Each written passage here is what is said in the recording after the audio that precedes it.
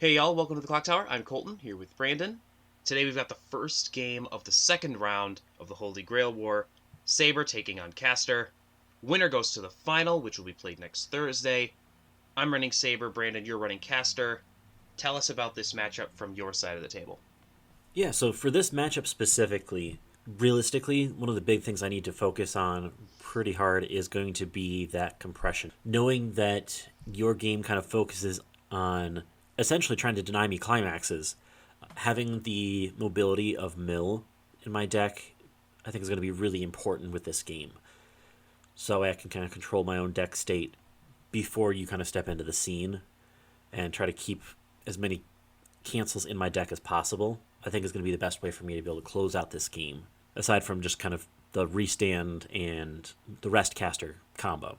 Yeah, because Saber is an aggressive deck that can hurt you in a lot of ways, it's hard to shut down everything that Saber does offensively. And I think Saber has a good matchup here in terms of its ability to, like you were talking about, decompress the opponent, moving one, potentially two climaxes out of deck before refresh with its tools, and then the big swing at the end.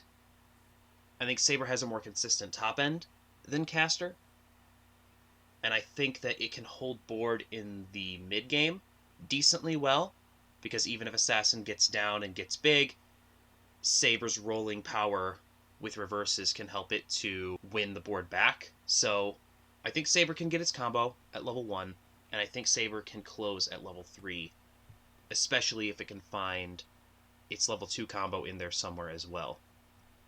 Caster's probably going to need to rush Saber as much as possible. Saber struggles when it doesn't have enough turns to get all of its stuff together, because it's basically a 3 combo deck, right? So one of the best things that Caster can do is rush, and like you said, if Caster can manipulate its compression well enough, try to get a refresh before the 2-1 combo that kicks climaxes to memory so that there aren't targets for that as much as possible, those are going to be keys for Caster. That's the kind of stuff that can keep Caster alive. So early on in a game with Caster, Brandon, what are you trying to do? Um, Realistically, I'm trying to get my assassins on field early, especially with we both having kind of on reverse combos. If I can get the assassins big early, then I can potentially deny Saber. But I know because I know that Saber can has rolling power that she gets as she goes on. But if she can't get a single reverse, then she's not going to be able to stack that rolling power. Yeah, and there's not a ton of back row power in the Saber only list either. So Saber basically gets to 6-5.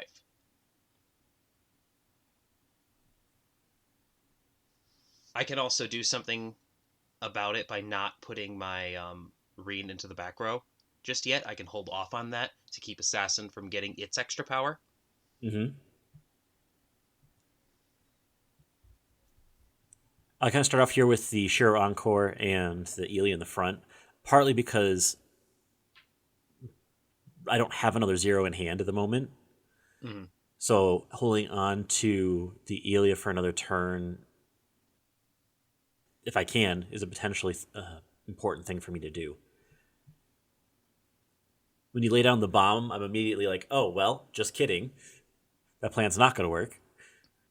Yeah, I see the Encore in the back row, and that makes me think that, you wanted to save the Elia for a reason, so if I can deny that, that would be ideal. Honestly, I think that Drop Searcher is one of the most underrated cards in Fate, because not only is it a Drop Searcher, it's also a big body. Like, right now it's sitting at 3-5 on defense, which is really nice. Yeah, it is.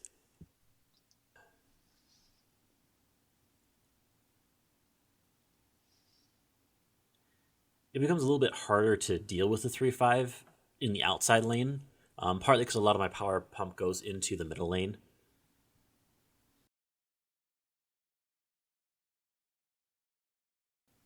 I draw into two of the caster blinks, so I'm at least able to try field to try to help push to get that early push going.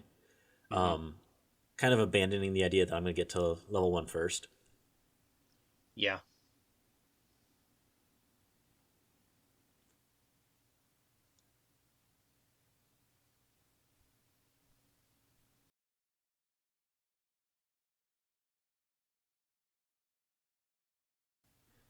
I crash here to deny you an additional reverse lane.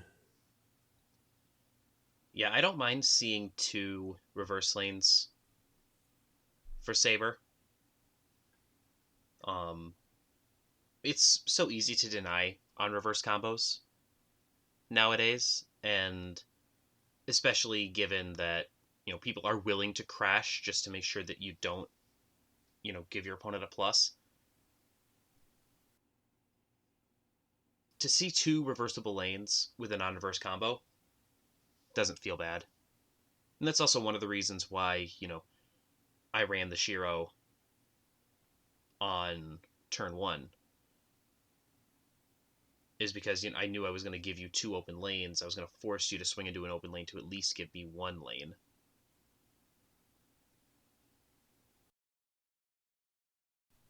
See, I've got 2 of the combo lanes down. Also, the off Saber that just gets a little bit bigger. There's not a lot at level 1 in yellow that is good, frankly. That's fair.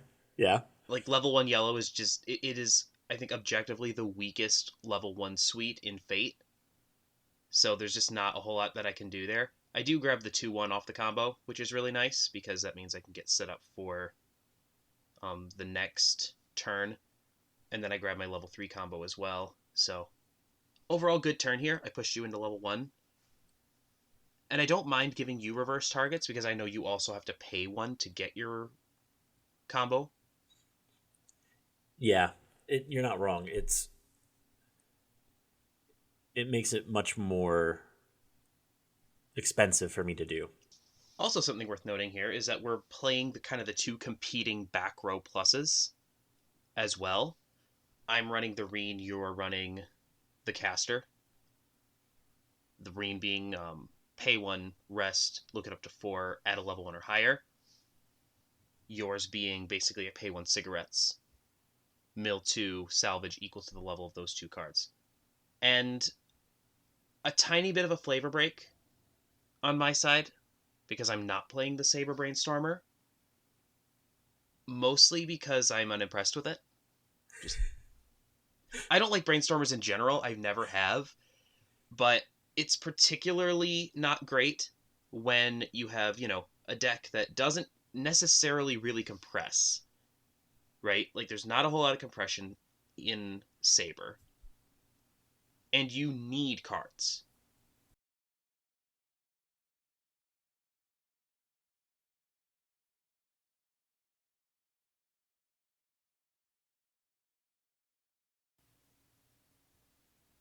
I will pay the 1 to keep that Saber alive at the Encore step, because she has an ability when your entire front row is not rested. You may pay 1 to rest her. And then, of course, she stands at the beginning of my turn.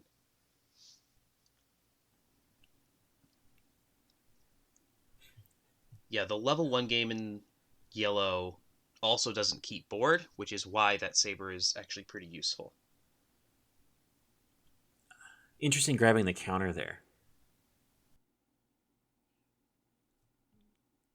I know that you have the change effect caster that you sometimes keep in your back row. To get rid of early plays, yeah. It's an aggressive play in this deck specifically, because this deck needs to keep cards in hand as much as humanly possible. For the sake of that, pay 3 characters, pitch 3 characters cost on the combo. It's also just a regular 1000 power backup. So, in worst case scenario, it's a character that I can have in hand and then pitch. Because at this point, I also already have, I think all of my combo pieces are actually in hand at this point. So, and I was also able to refresh at 1/6 to help with my compression, and then use that to clock into, or to, refresh into level 2 to get my combo down. Yeah, you have all the combo pieces in hand. Do you take out the 500 power so that way you can deny power on my field? Yep.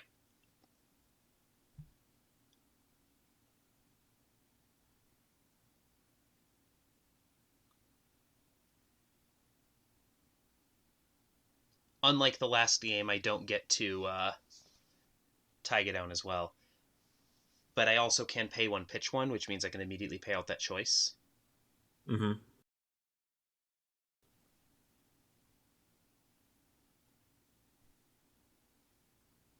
And I can put the pants into memory. And that's another one of those things that I really like about this combo that you don't really think about initially, but not only are you getting climaxes out of your opponent's deck, you're also getting combo pieces out of your opponent's deck. Yeah. Because now you only have access to, 3 of the pants triggers for the rest of the game.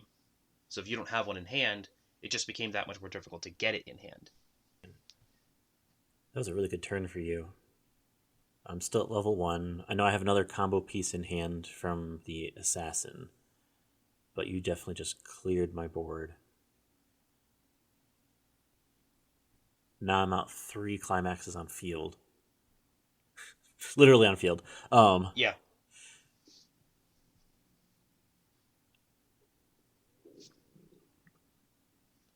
Yeah, and I know that you're not going to refresh either before I get my combo turn, probably. I mean, you might. Well, There is realistically, some mill, but yeah. At this point, I have to. At this point, I have to push myself to 2. Because if I don't get rid of your 2/1 Saber, you're gonna probably take another climax at this point. realistically, yeah. Because even if that pay one, pitch one means that I don't get my level 3 combo, I'll, just fill my board with Musashis and swing for 4. But I mean, having it for a second turn, you don't have to pay the additional cost of playing it again. So it's Yeah, I'm even at a discounted rate too. So yeah. I Normally, I wouldn't try to keep it on board. That wouldn't be a goal. But um, if you can, you might as well. I do play the 2/1 caster, so I'm planning on getting rid of it. Hmm. It's pretty easy for you to get rid of it with a 2-1 caster, but um, It it also also forces will me to play probably it. give you less access to that caster later on. Yeah. Well, I have the clock on Corshiro right now, so I can keep it around for another turn if I need to. In a deck where I want to damage rush you, you clock encoring doesn't really bother me. Yeah, no, it doesn't. No, it probably shouldn't. It just if I have to, that's Hmm. the cheap way of going about it. These two decks very consistently trade board as well. I think on every turn so far, basically since level 1, it's been 3 characters reversing 3 characters. Yeah, which becomes pretty expensive quick. Oh, well, hey, there's the backup. Right? Backup. So, never mind. Of course, as soon as I say that, I forgot I played the backup on that turn. Well, I mean, the intention of getting it was for the other card, but using it here, Right. I think was a better play. I think so too. I would rather, especially because, right now I have cards in hand, I would rather lose the one card out of hand rather than pay the one stock to keep that card alive. Because at this point, I'm running low on stock as opposed to cards. Well, that And and that's you something that Saber has to offer too, especially with the choice triggers. You can choose based on where you are in the game and what your current situation is, whether to prioritize getting stock or getting hand. you also denied me a combo, so Hmm. I still think that was the right call. And it also helps me keep something on board at a turn where I don't have the stock to try to throw down more of the 2-1s. I'd rather not do that unless I absolutely have to. And you know I don't have the stock for my level 3 game either. So at this point, I need to live for return, push you as far as I can because I know you don't really have a whole lot of heal, push you as far as I can so that I can close next turn. So realistically, where I am right now, I'm decently compressed. Hopefully I don't trigger. And what I want to do is stick as much damage as I can. Try to push you as far as I can, because I know you don't really heal very much. And then from there, try to close you out next turn. Triggering the shot there didn't hurt my feelings, nor does triggering there.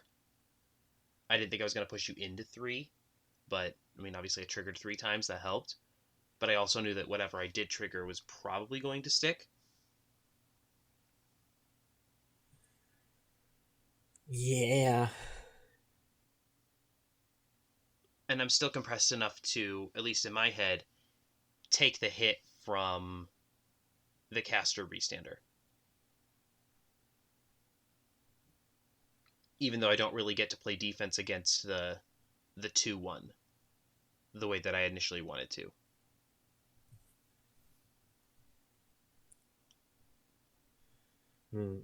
Here I'm just trying to figure out what's the best play here. I get the climax for the for the rest counter, despite there only being one valid target right now. Mm-hmm. So it's a potential ping 1 at the end if I have enough stock for it. But that's going to be the big question of whether or not I'll have enough stock.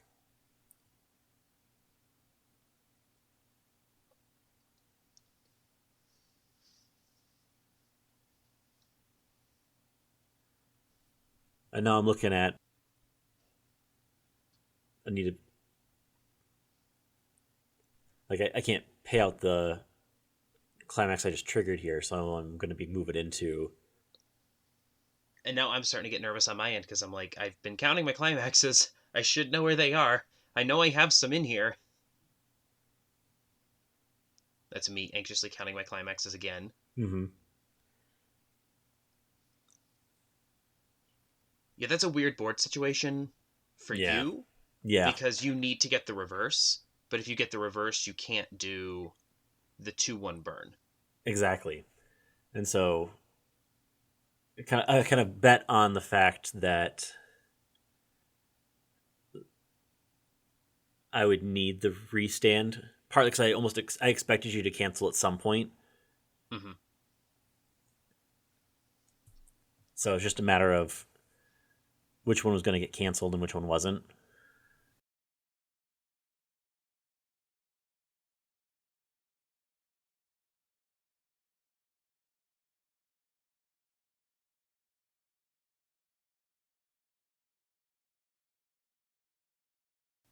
So I dropped the Saber to Kitsubo. That's in here not only because it goes to get Sabers and Chiros, which is neat, but also because it grants hexproof.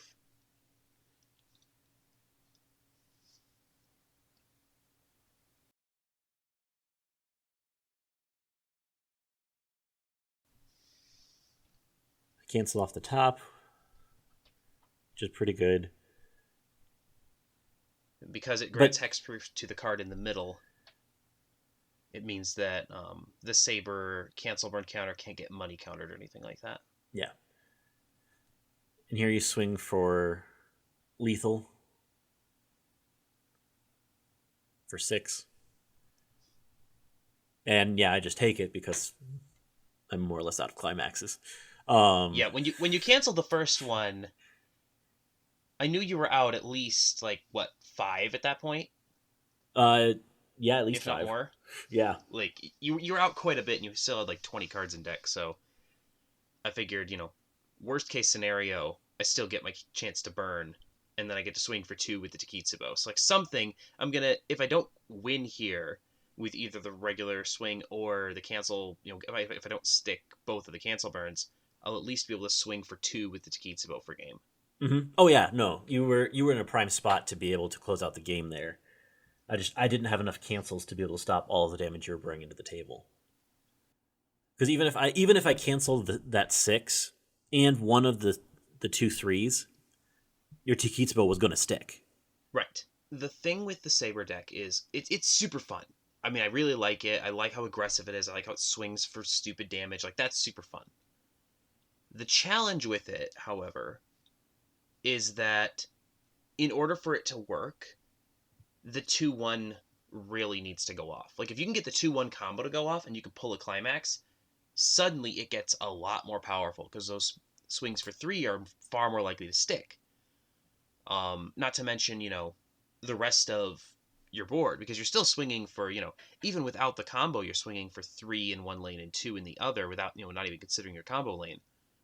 So if you can get one of those to stick, plus, a couple of cancel burns, then you can close a game. But it's hard to get swings for 3 to stick when you don't decompress your opponent. And like we saw it more in the first game as well, because we saw the Taiga come down that basically forced Sakura to refresh with 5. Saber manipulated 2 climaxes out of Sakura's last deck, which really helped to close. And in this case, we saw the 1, and the 1 was enough. But it's not an easy deck to get all the resources together for, and if you brick, you just kind of brick and you lose. It's super fun, but it's hard to make it consistent. But I do like it. No, it's really good, and it closed out the game pretty effectively at this point. As we look at the bracket, Saber moves on into the final match, and we're facing off against the winner of Ilya versus Gilgamesh, which will be going on tomorrow. Following Ilya Gilgamesh, we're going to go into the Lesser Grail, kind of highlight the decks that lost in the first round, give them an extra chance to shine before we go and kind of end off the Holy Grail War with Saber versus the winner of the next match, either Gilgamesh or Ilya. Yep, so we will have that second semifinal tomorrow, the Lesser Grail on Tuesday and Wednesday, the final on Thursday. In the meantime, thank you so much for joining us today. Please come back tomorrow. Like, share, comment, and subscribe. And until next time, have a good one. We'll see you then.